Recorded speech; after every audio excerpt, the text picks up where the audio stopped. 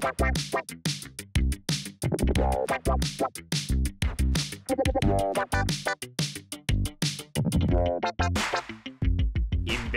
kagilagilalas, imbensyong walang katulad, imbensyong nakababaliw.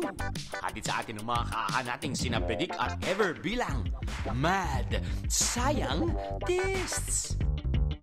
Tutulungan tayo ng ating mga Mad Scientists para makagawa ng sarili nating robot.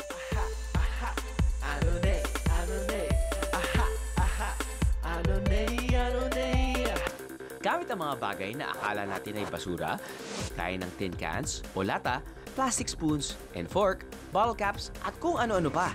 Kayang-kaya rin daw natin gumawa ng mga astig na robots. Are you ready? Game! Ang first step, balutan ng mga tin cans o lata ng mga colored paper base sa design na gusto nyo. Okay na. Hey, ngayon, binutasan namin ito. Lata, kami pa ako. 2. Magpatulong kayo ng mami at daddy sa pagbutas, okay? Next, pagdikit-dikitin ang mga lata sa forma ng robot na naiisip nyo. Ikakabit natin yan gamit ang single hole vacuum. Pwede natin daw sa binutas natin lakit.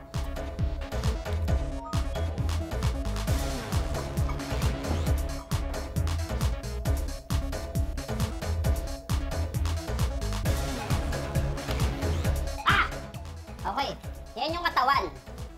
Saka yung balikat. Ngayon, kabit na natin gamit yung ano. Paa naman. Kids, mag-ingat kayo sa paggamit ng glue gun, mainit ito. Kailangan magpatulong kayo sa mas nakakatanda, ha? Kuya, patigit mo na.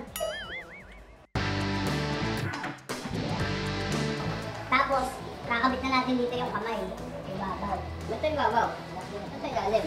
Kasi umiikot yan, di ba? Ay, umiikot nga pala yan.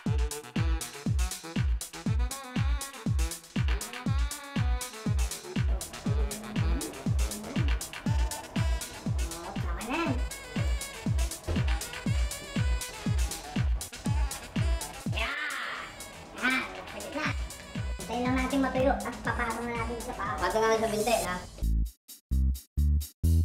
Ayan. Hintayin lang natin matuyo. Mga 24 hours.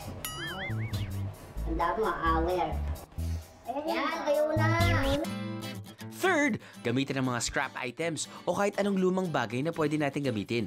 Ilagay nyo na ang mga dagdag na detalye. Ayan! Astig ng robot natin, di ba? Alam mo maganda dyan? Kaya ko pa yung ibabaw. Pwede mo lagyan ng iba yung pang kulay. Parang buhok niya na yan. Meron din kaming ginawa pang iba. Oo. Gamit din ng mga basura lang. Kung meron kayong koleksyon o mga robot na kayo mismo ang gumawa, kuhanan nyo ang mga yan ng pic or video at hayaan nyong ibida namin sa aming Facebook account.